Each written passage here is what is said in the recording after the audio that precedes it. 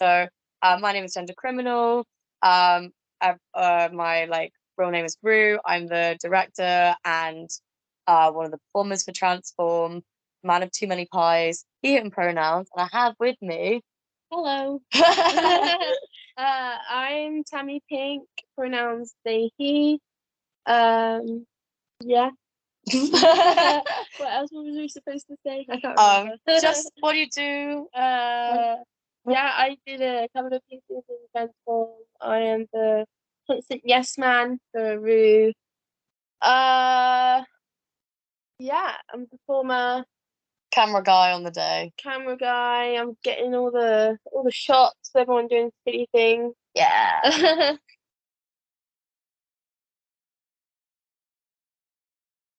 I'm James, I use he, they. I'm Georgina, I use she, her pronouns. So we run Youth Voice fortnightly, and we'd like to ask you a few questions. So we run a series of events concerning LGBTQ+ rights, mental health, transport, and education. We also co-host these events sometimes with our Welcome Wednesday Young Leaders group, for our Young Refugees group, and we voted for funding for the Transform show. And here are our questions. How did you come up with the use of organs for the show?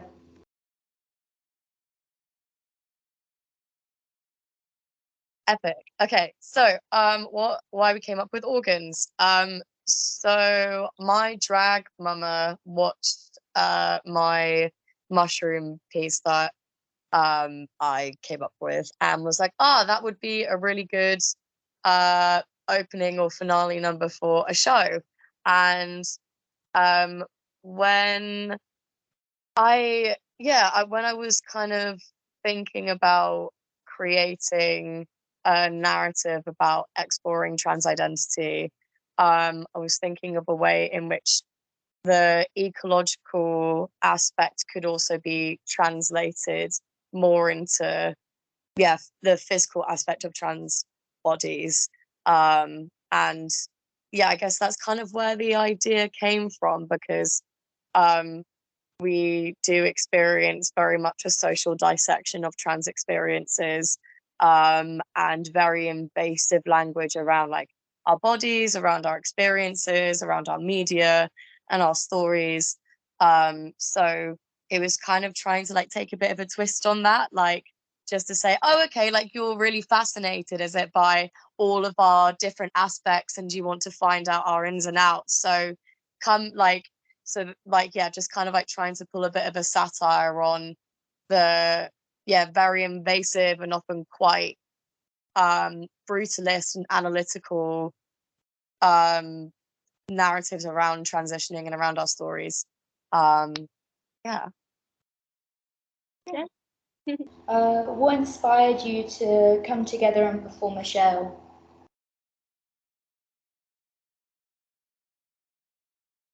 We are all friends. We're all friends, and we all met last year as part of the Get Queer residency with House of Sablon. That's kind of like where Gender Criminal was born, and where my co-performer and my wife Blondie was also born as a drag performer. And we all went to that night every week and made a really gorgeous group of friends. And it was like my first like group of predominantly trans people I was friends with. And at the time I was using they them pronouns, then went to he they pronouns, and then went to he him pronouns, because the wonderful thing about like having a really large group of trans friends or gender diverse friends around you, which I'm sure a lot of like you folks in the youth panel also understand, is like you all reflect and affirm your different variations of your identities back at you.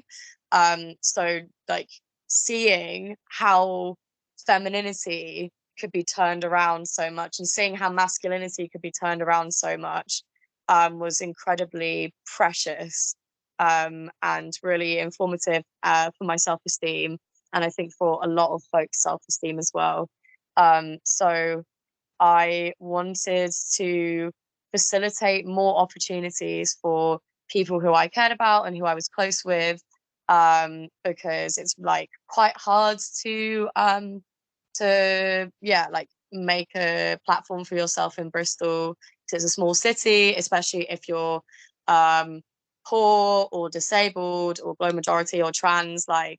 And yeah, like the marginalized groups within the queer community, like it is much more difficult. So yeah, that's where kind of our house came from, and where our collective came from behind Transform, was like, yeah, like trans people really desperately need that space and that safety, like just in a working and professional environment. And like whilst it's like presents a lot of challenges to kind of work with people who you are friends with, like it really does enforce you to have better communication and stronger relationships with people, because you've got to communicate your boundaries well. But yeah, that was it from my side. But why do you like doing work with your friends, Hamster? I think it's really nice to be able to create something beautiful that people you care about. It's something nice to remember when you like 10 years from now, and it's like, oh yeah, me and my friends, we were doing the thing, we were slaying. You can tell everyone about it and like show how it like made waves within the community at the time. It's like, yeah, I think it's quite a nice thing to be reminiscent about, and like, yeah, see how you grow as a person through being surrounded by people that reflect your values and your ideas. Yeah.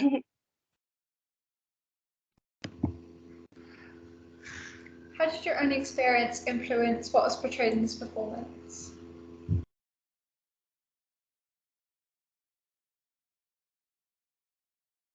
You can answer that first. How has your own experience been influenced in your own performances? I think that through my performances, I've been able to find a voice, like kind of maybe when I started doing drag, I wasn't sure what I wanted to say, I think. And through doing Transform, I think I've discovered like a extra like role within my performance. Like a certain part of myself that was maybe buried from when I did performing when I was younger, and now that I've been able to come back to it through Transform, like it's just like open another level of myself that I didn't really know I was there and didn't know I needed, as a way to get like back to my inner child. And just be silly and really embrace everything that I used to be bullied for as a child. So yeah. It's beautiful. I mean, yeah, the whole show is about the trans experience. So every piece is all about how people's like identities, how people have like come to terms with their identity, or still are coming to terms with their identity.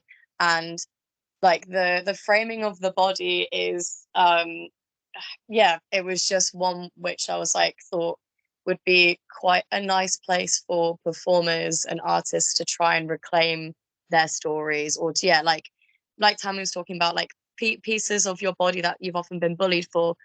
You, when you grow older, and also like if you are coming into your own as a trans person, you find that those things that you're bullied for often affirm you way more. Like I have a quite prominent mustache, I got really dark hair, I was bullied so bad for it when I was younger, and now it's one of my biggest points of gender affirmation for me, because I don't go on testosterone, but I'm like, but I've got like a cute little mustache, so nature already gave it to me, so it's all good. But yeah, all of the pieces were the kind of the brief for the show was to try and create space for performers to do something which felt honest for them, because often people are in the artistic world, particularly marginalized performers, pushed out of being honest on stage, like being real with their stories, saying painful truths, kind of like talking about how the harder parts of their journey whilst like resolving it. And that's something which Alka, I think Xanthi Queen, does really wonderfully on stage. Like their piece was all about their mental health and struggling with their mental and physical health alongside their identity, but they created such a beautiful resolution in their like piece that they did later on in the hypothalamus gland, where they were kind of in conversation with themselves and like just sort of like, I'm just gonna go with the flow at the end of it. Like this is my brain, it's fine, I'm just gonna do it. It's all but I know that I'm rambling a little bit on this one, but Key Misfortune actually kind of, it was just so beautiful. Her number helped her find more comfortability in her femininity, so they transitioned from like they them pronouns to they she pronouns, which was really lush like journey to experience. And I think it's just every single number is all about how people are finding either things which they have previously not been empowering for them and like re-empowering for them and coming into terms with them, or just like finding new nooks and crannies in their experiences, because bodies are and trans experience is very synesthesic. I think it's not just your eyes, it's also all in your limbs, your ears, all your wobbly bits. The ADHD ramble is over for that one. In an ideal world, how would you improve the treatment for trans people in Bristol?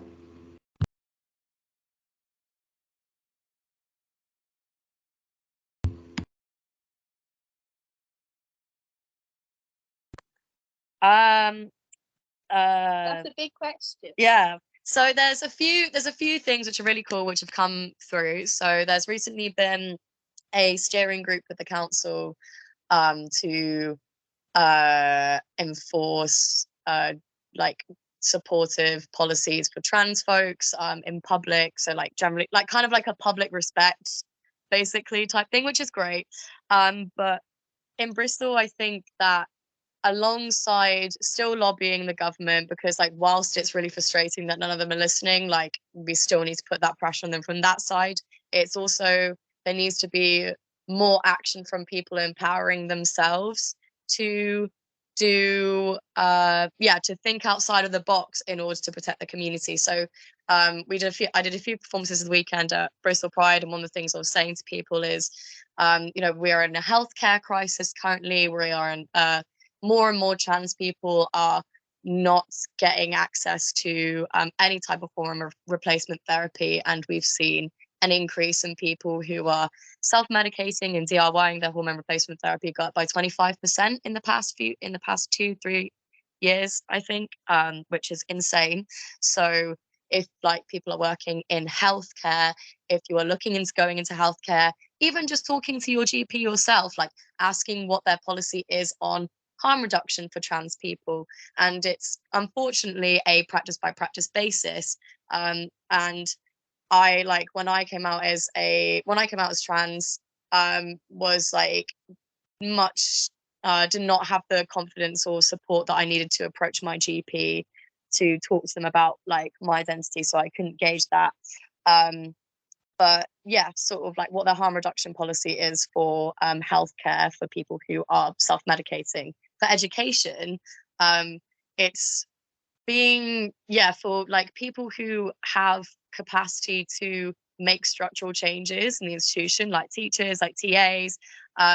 It's government guidance that has come out about outing trans and queer kids. It's guidance, it's not in law. So individual schools can make their own policies in opposition to that to protect trans and queer children and protect queer youth within that school. You can set up youth groups within institutions. Same for religious institutions as well. Like it's, people need to continue having conversations, because it's, and like, but while people are not having conversations about trans people, and while people outside of the trans community are not seeing or engaging with trans people, that's where that vacuum of really transphobic rhetoric and bad faith rhetoric plays in, because they don't know what trans people are like, but they've seen in the Telegraph that they've said that trans people are like taking estrogen away from menstruating cishet women who need it for menopause, and like,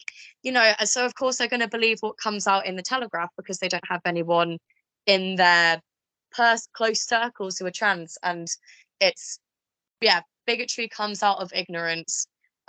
So people still need to keep having uncomfortable conversations, and particularly, you know, in circles where homophobia and transphobia has been perpetuated in a lot of Orthodox religious circles. One of our friends is in a church who has started a queer youth group because one of the young people who came to the youth group had been ostracized from their family when they came out. And none of the other parents in that community knew that. And this was like a young person, someone who was under 16, I think.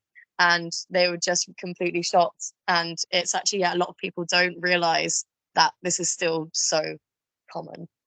But yeah, what do you have to add on that, Tammy? I mean,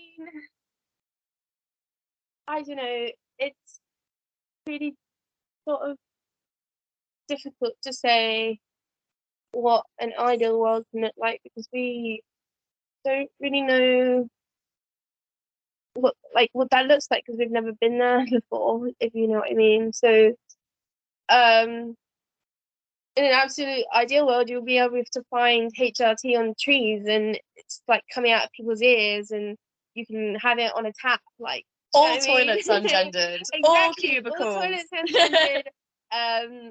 Homophobes eradicated from social media, because, you know, just today I've got somebody in my comment section being an absolute bigot, and like, what does Instagram do to get rid of those people? Like, absolutely nothing. So yeah, there's just so many aspects to it, and it's so complicated and involved, and it's almost like you need a philosopher to untangle this all of knots, because I can't make sense of it. And yeah, that's okay. The most important thing is, as long, I think, yeah, the foundation of it is really just community, and like keep finding other people who will keep you safe and enforce your community and validate you, and spread love, not hate, between your trans brothers and sisters and siblings, because at the end of the day we're all going through the same rubbish, and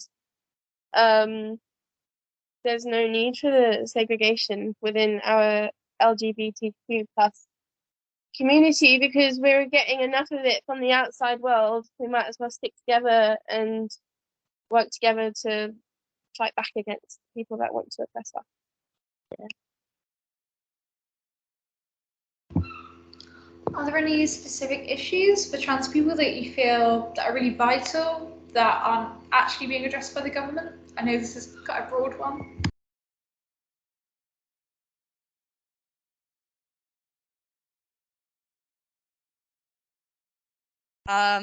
Yeah, I mean, I've gabbled about a few of them in that last answer, but healthcare and education, or like, yeah, healthcare and protection for trans children specifically, and queer children. What other stuff has happened for trans people? I mean, non-binary people still aren't legally recognized. Like, I came out in 2015 and I was like, I'm sure that it will happen at some point soon, because gay marriage has just been legalized, right? Absolute tomfoolery. Absolute tomfoolery. I don't know, I think that transness links in with so many other communities, because what trans identities and journeys present is a complete dissolution of the structure that we've been taught, because transness is a complete reimagining of your body, the purpose of your body, and how you present yourself and how your body feels to you. And that's very, very threatening to colonial heteropatriarchal structures which have been in place for hundreds and hundreds of years.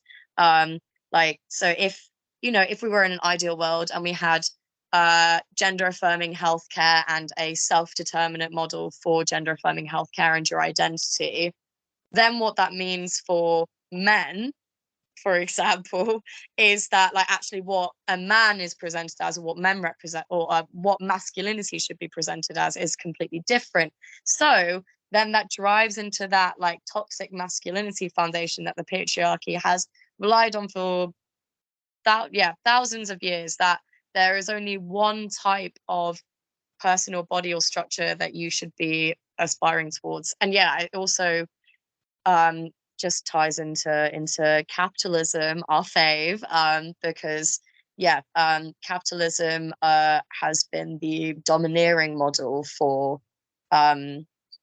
maintaining structural power, and transness as a reimagining of how your body is empowered, how you experience yourself, and how you should be experiencing just all aspects, I guess, of learning and education. Like it can goes like, so I've literally ADHD'd like my thought process for a second there. But capitalism, it kind of all relies on marginalization of more of smaller groups, and transness kind of ties in a lot of the time to, I think, more anarchist, or just sort of like broader queer ideologies of sharing and reflecting and communal identity, and just more mycelium networky. I think at the end of the day, it just totally picks apart anything you've ever been taught about society. And people are scared of that. Like, people are always scared of change. But I think the education on these topics is the most important thing, because at the end of the day, like, people can only know what they're being told, and if they're only got access to the news through like a specific like peddled vein of Instagram or Facebook, exactly, that's all they're gonna go on. But I think as long as you're educating your friends, and that's something that I want to see from our government. The re-education of these bigots can help them understand where they are going wrong, because that's where it all begins. Like in schools, children can regurgitate the things that they've been hearing their parents say. I've got a couple of friends who are teachers who have had to deal with these situations where they've had children being xenophobic, homophobic, racist, because they have heard these things from their parents, and because their parents are in a position of power, they believe all of those things that they're saying to be true, when obviously they are not. That's why like schools are so important as as a haven a lot of the time for people who don't experience a safe environment at home. Exactly. Yeah. So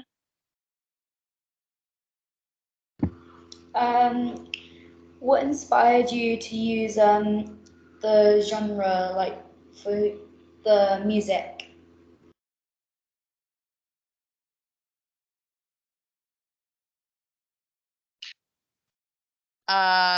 So the soundtrack was all the solos were all all the solos were all like songs which resonated with performers personally. So I will leave you to talk about your ones, but for the group ones, the Skin soundtrack, it was all like trans and gender non-conforming artists that I wanted to use in that opening, or just to kind of have like a, I don't know, sort of like a very weird and very textured sound, because when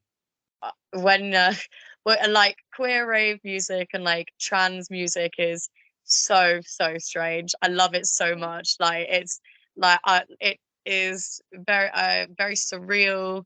And I think coming into the queer community last year and discovering so many different genres of artists, and watching in particular performers like Grove and Saracen, who just have these really unique, very raw and really magnetic sounds that just pull you in.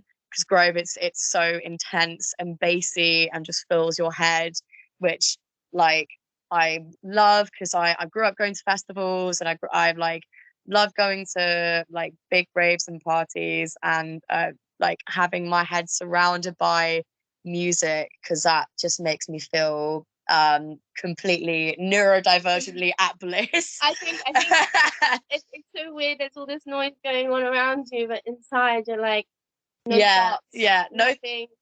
feel peace. And I'm okay now. Grove is I don't need therapy. literally, Grove is one end of that, because their work is like very like, yeah, it's like very punchy and in your face, very angry, and wants to bring all of those emotions up. And Felix, aka Saracen, who was like the very opening song, she is a gorgeous soundscape artist. It sounds like you're like going like some horror Lord of the Rings with like gore aspects. It's phenomenal. So ethereal. And she's made me cry on so many occasions. Like, so yeah, I just wanted to have like my favorite live artists soundtracking those group numbers. And yeah, the voice inspiration, like that's what we are, the soundtrack. It was, yeah, the voice bit was all like we it was all about how we as trans people reflect our identities like back into each other, and how we do that through like our voices and how we hear each other. And yeah, I think a lot of us don't like the sound of our own voice, but we love hearing other people's, because it's a reminder like of the variations in which masculinity or femininity or whatever itity out of itity, like it just how it all is bounced off each other. Yeah, why'd you pick your songs? Well, I just wanted to say one thing about Graven's House in particular.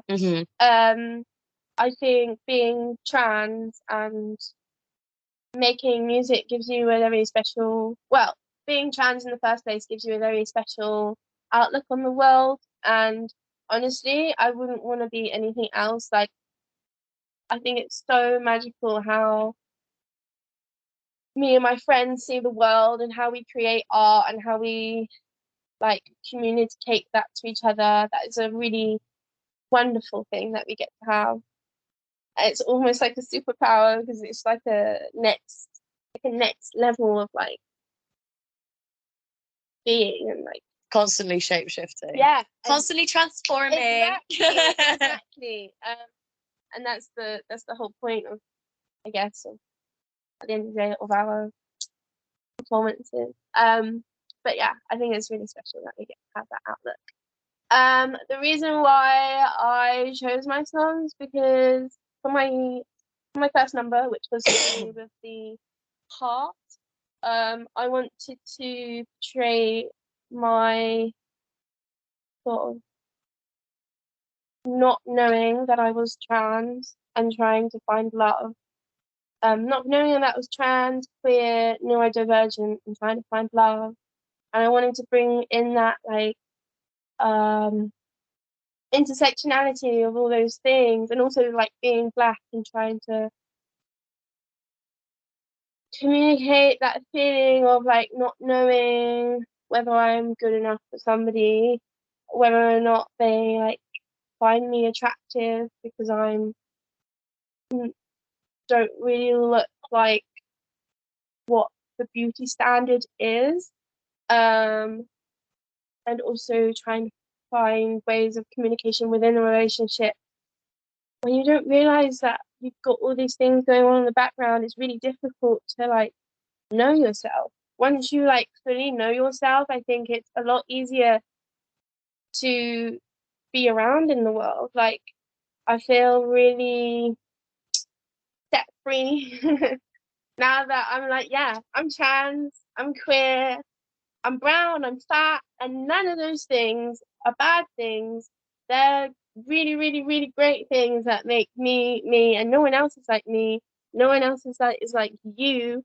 And I think that's really beautiful. Whether or not you match up to the beauty standards or not, you are a one of a kind cell amongst millions and millions and millions of cells that are all so different and so like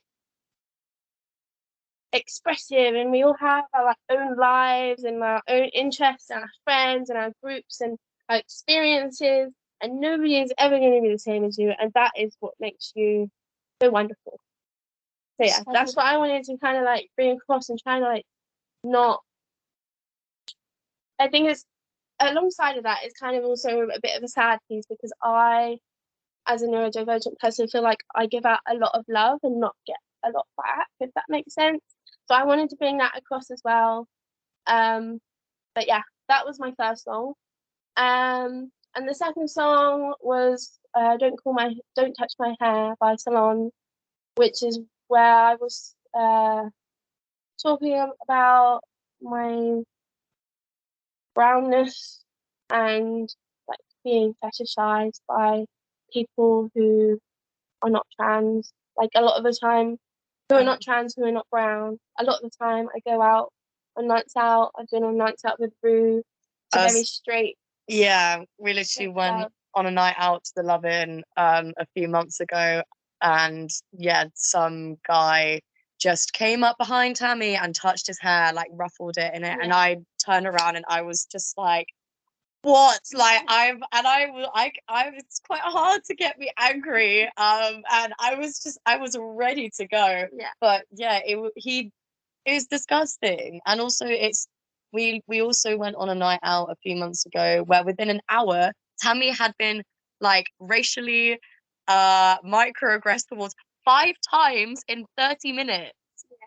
I know, and that was also meant to be an event which was a queer event, so it's like it's something which is really, really prominent, unfortunately, still within the community, because the liberation of the queer community came off the back of Black trans sex workers who were then left behind by people who were in higher positions of power in the queer community, and that is still But yeah, I guess that hair piece was about me reclaiming all of those times that I've been perceived in a way that is like not really great, and a lot of the time they happen like, and I don't get to say what I want to say to the person, and I'm too nice, and I'm like, oh, like, yeah, you can touch my hair. I'm like, no, of course you can't touch my hair, but because I'm so much of a people pleaser, I'm like, I don't know what to say. So like that piece was a real kind of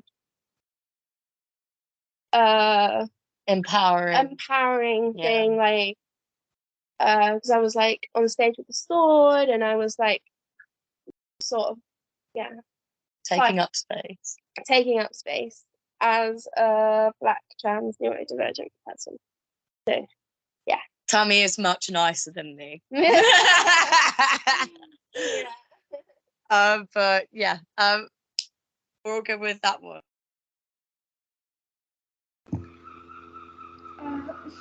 What's the message you'd like to give to trans people right now?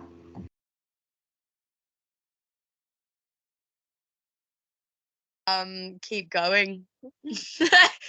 Honestly, right now, just keep going. Whenever throughout history whenever there is like big historical things happening, it's really horrible and it's scary, and the narratives that we never hear from or we do not have recorded throughout history are people who are like us. So queer people, global majority people, travelers, migrants, like people who were the little people who were not in power and who didn't have money, but they still existed and they still survived, and they still thrived and facilitated joy for each other. Like right now is really scary and it is really hard, but as with all dark moments, as like it does get better. You just need to fight your corner for what you know that you deserve, and the people and community and love that you know you deserve. And as long as you are doing that, and as long as you are like trying to look after yourself and love yourself and make decisions which are the kindest to yourself, you know you will always be okay. And yeah, coming from a lot of us who like are like right now in our 20s, like trying to reconnect with parts of our inner child that were really neglected when we were growing up, like either through like lack of validation from our trans identity or other aspects of our identities or our lives when we were growing up.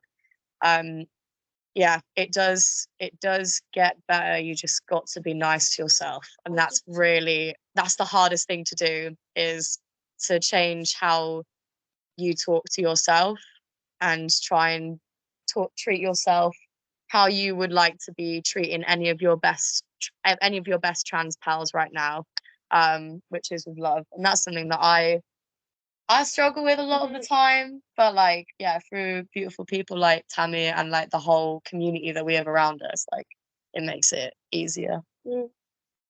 But yeah, my message would be to like just hang on to your besties. We're all going through it. And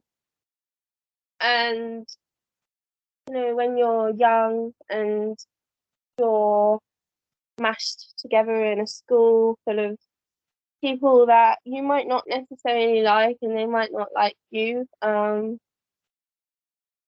but it's okay, it does get better. There is light at the end of the tunnel, because once you're out of there, you get to hang out with people that you actually like. You get to find the people that are your tribe, the people that make you feel like there's nothing wrong with you, there was anything wrong with you, and you are a beautiful butterfly who's flourished. That's how I feel anyway. Like, I just feel like when I was growing up, like I couldn't quite fit into like Anything. a whole like puzzle of relationships with people, and like I was just so confused how people like we were library kids.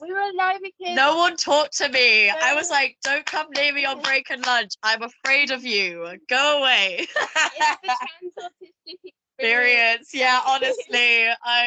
We were not cool in school. We're not cool now. Like we're very silly now. And that's the whole beauty of it, I guess. It's just like if you're weird and if you're different, you're gonna find your weird different people. Like it's just the education system is like one very, very fun social experiment sometimes. But yeah, you'll find your people. And it will be difficult, like if you, I don't know, see a trans straggler who hasn't quite found their place in the world, bring him in. Let him into your family, your chosen family. Like, they will be so thankful for it, I promise you, because we're all just absolutely going through it with the positives and the mentee bees and the constant raining. I love July. July is great. Slay English summer. Stunning. But yeah, you get the drift.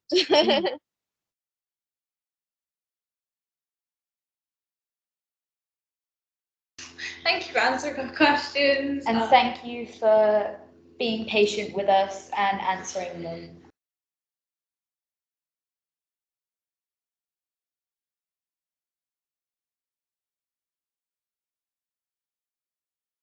It was really, really, really incredible to be performing to under 18s, because like I know you guys know what it's like right now, and like as we've been saying, it's a culture war out there, and to be able to perform something which like everyone felt very like happy with how honest it was, and to be able to share these stories with you guys, like it was so incredible. And that's the kind of stuff that I wanted to see, like when I was a teenager, like stuff that was honest. Like, well, I liked stuff that was horrible to people. I liked that stuff that was like brutal and like made you cry. And like young queer people should be able to have access to all of that art. And just thank you so much. It was a huge privilege, and we would love to perform for you again. Division, and I'm trans mask, so like basically just been worming my way out of the closet and trying to not completely hate the fact that I was trans, and I really struggled with it, and it just kind of gave me a push to start being kinder to myself and like just be more open and just kind of like I came out to my parents after the show, which went better than I was expecting. So I just feel a bit less like that I should be ashamed. I feel like more like proud of who I am. So. Stop. Okay, we've just had the most hellish weekend at Pride, and you're like making us cry. So Stop me right now. I can't. no, but that is really special, and thank you so much for sharing that. And yeah, that's the whole point of it. Like, it is so hard right now to love yourself as a trans person. And honestly, do it out of spite. If you can't motivate yourself to do it like out of love, do it out of spite, because how dare they try and make you feel uncomfortable in who you are, and how dare they try and make you palletize yourself and not dress as outrageously and as beautifully as you want to. Like, that's what I tell myself. If the negative Norman is dominating my brain that day, I'm like, do you know what, actually I have to go outside and I have to like put on a really cool affirming outfit just to flip off the whole world. But yeah, I'm really proud of you, and that is a really huge step, and well done. Like, just keep going, and like you will just keep walking further and further into your own and being kind to yourself. So thank you for sharing that as well. I feel like younger me definitely like did this. Like, so I was already out as a queer person before I came out as trans and before I realised. But I like in secondary, like a lot of people hated the fact that I was queer. So I basically was just like really in their face about it, just out of pure spite because I felt like it, because they were like horrible people. And now I'm like in a different space, and I found like most of my group of queer people that I hang with, and like they were the first people I came out to, and they were like really good. And I was just like, I wouldn't have got that in secondary school. If I came out as trans in secondary school, I probably wouldn't have completed my GCSEs. I probably would have left school. I probably just would have had a horrible time. So I'm glad now that I have that sort of space where I can be more myself and just not feel like I should hide because of other people's bigotry. So Feel proud of yourself. There you go. George. Just wanted to say thank you so much for sharing. I think it's really great that the show inspires you to do that, and if just one person goes away from our show inspired like that, then we've done our job right. Do you know what I mean? Yeah. So yeah, I'm really pleased for you, and I'm really excited for your journey. Don't have to do like art for performing, just do it for being silly. Make a character at home and like do a lip sync in front of your mirror. I have no professional training whatsoever. I started drag last January, and I was in a circus tent on Saturday doing aerial hoop in front of like 200 people. So the world is wild. It was like completely like unique performance. I've never seen anything like that, and I've certainly never seen. I mean, I've been to a lot of gigs. I've been going to concerts as a child. I've been to events for a long time, but I've never seen anything that resonated with me that much and invoked so much positive feeling. Like, I actually felt that there was hope. Thanks for your time today. We've enjoyed talking to you, and hope you guys have good rest of your evening. We'll try and make sure that Transform will be on in a under 18 accessible venue again soon.